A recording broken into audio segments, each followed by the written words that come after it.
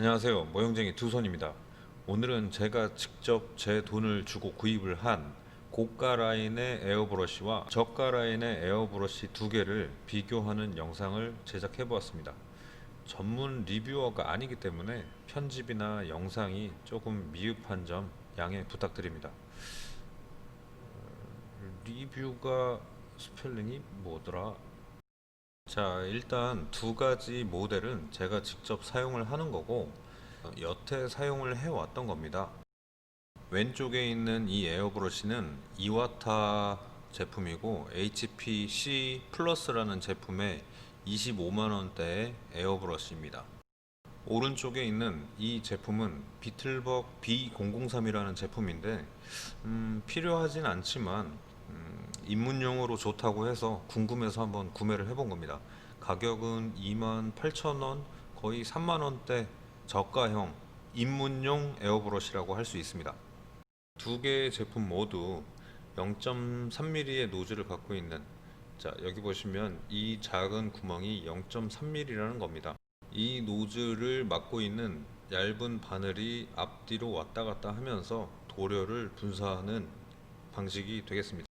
25만원대 에어브러쉬를 이따가 분해를 해보겠지만, 분해를 해보면 안에 굉장히 정밀한 부품들이 많이 들어가 있어서 그렇게 비싼 금액은 아니다 이렇게 판단을 하고 있는데 3만원대 비틀벅 B003 에어브러쉬가 상대적으로 너무 저렴하기 때문에 오히려 비싼 감이 없지 않아 있습니다. 이 뒤에 보이는 이 부품은 수동으로 도료의 양을 최고치를 리미트, 그러니까 정해 놓는 그런 용도의 부품입니다. 25만원대 이와타 제품은 유격이 없이 굉장히 부드럽게 잘 돌아가고요. 3만원대 비틀벅 브러쉬는 약간의 유격이 있어서 손으로 살짝 만져주면 딸깍딸깍 하는 그런 유격에서 만들어지는 금속음을 들을 수가 있습니다. 자, 일단 리미트 관련된 이 부품을 분해를 해 보겠습니다. 그리고 에어브러쉬 안에 있는 바늘을 고정하는 부품도 분해를 해 보겠습니다. 이와타 에어브러쉬 안에 있는 바늘과 비틀벅 에어브러쉬 안에 있는 바늘을 비교를 한번 해 보겠습니다.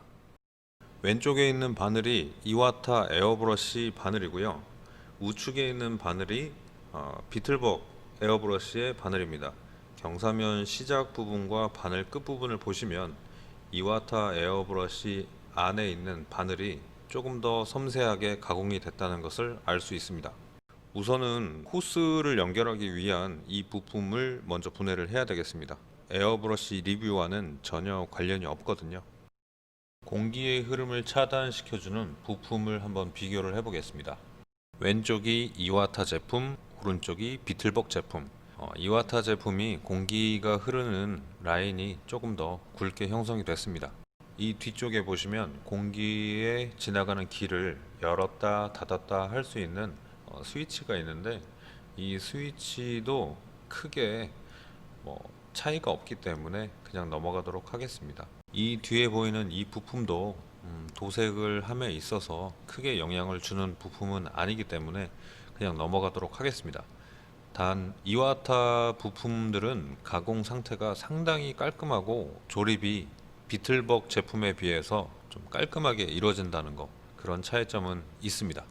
여기 보이는 이 스프링은 레버를 뒤로 당겼을 때 다시 앞으로 복귀할 수 있게 해주는 스프링입니다. 스프링의 장력도 거의 비슷하기 때문에 그렇게 비교 대상은 아닌 것 같습니다. 지금 보이는 이 부품은 노즐을 막고 있는 바늘과 일체형이 되어서 레버를 뒤로 당겼을 때 바늘을 뒤로 이동시켜서 노즐을 살짝 오픈해주는 그런 역할을 하는 부품입니다. 이와타 제품과 비틀벅 제품이 큰 차이는 없지만 아무래도 가공성은 이와타 제품에게 한 표를 던져주고 싶네요.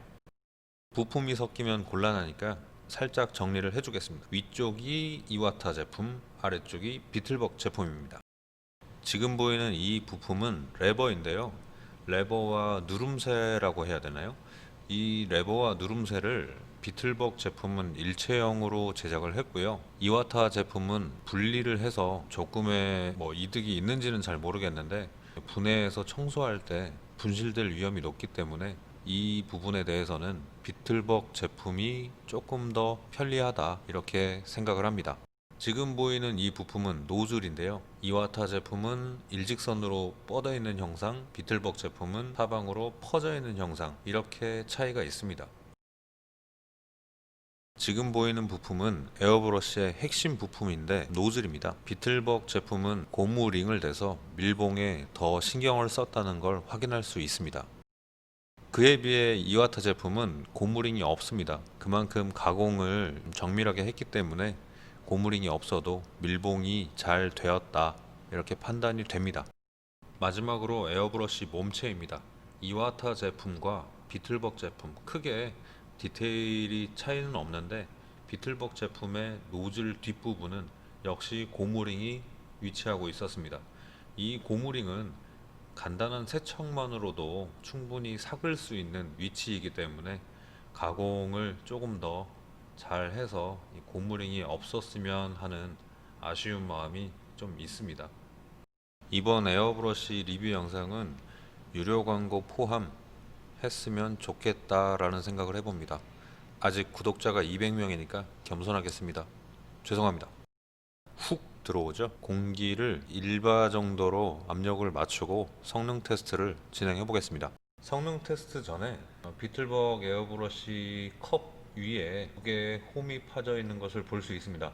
디자인이라고 생각하신 분들도 있겠지만 에어브러쉬 안에 남아있는 도료를 컵에 따를 때 보통 이와타 제품 같은 경우에는 이 두 라인이 없기 때문에 도료가 손이 닿는 곳까지 흘러내리는 경우가 있습니다. 하지만 비틀벅 제품의 이 두 개의 라인은 도료가 밑으로 흘러내려오는 것을 살짝 방지해 주기 때문에 이런 부분에서 오는 세심함은 비틀벅 제품에게 한 표를 더 주고 싶습니다. 자, 그럼 본격적으로 성능 테스트를 해보겠습니다.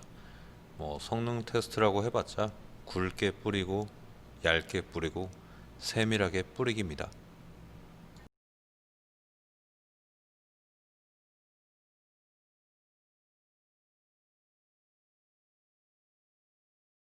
정확한 테스트를 위해 일직선으로 이쁜 선을 만들어 보고 싶었는데 아직 수련이 부족해서 삐뚤삐뚤합니다.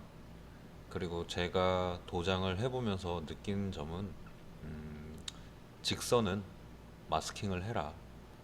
마스킹을 하는 게 정신 건강에 좋고 에어브러쉬로 직선보다는 곡선, 불규칙한 곡선을 도장하는데 조금 더 유리하다. 저는 이렇게 판단하고 있습니다. 에어브러쉬 도색에서 가장 중요한 거는 공기의 세기, 그리고 신너와 도료의 비율, 출력 대상물과 노즐의 거리, 이런 것들이 도색의 성공을 높이는데 가장 큰 요인이기 때문에 장비가 그렇게 좋다고 도색이 잘 되는 건 아니다. 이렇게 생각을 하고 구입을 하는 데 있어서 저렴한 비틀벅 제품도 나쁘진 않더라. 이 정도로만 봐주셨으면 좋겠습니다.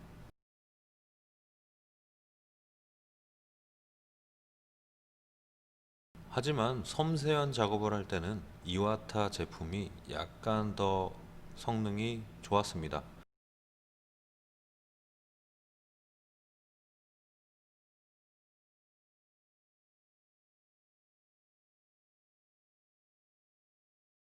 그래서 결론은 아니 비슷하다. 두 개의 성능이 비슷하다. 약간의 차이는 있겠지만 비슷하다라고 생각합니다.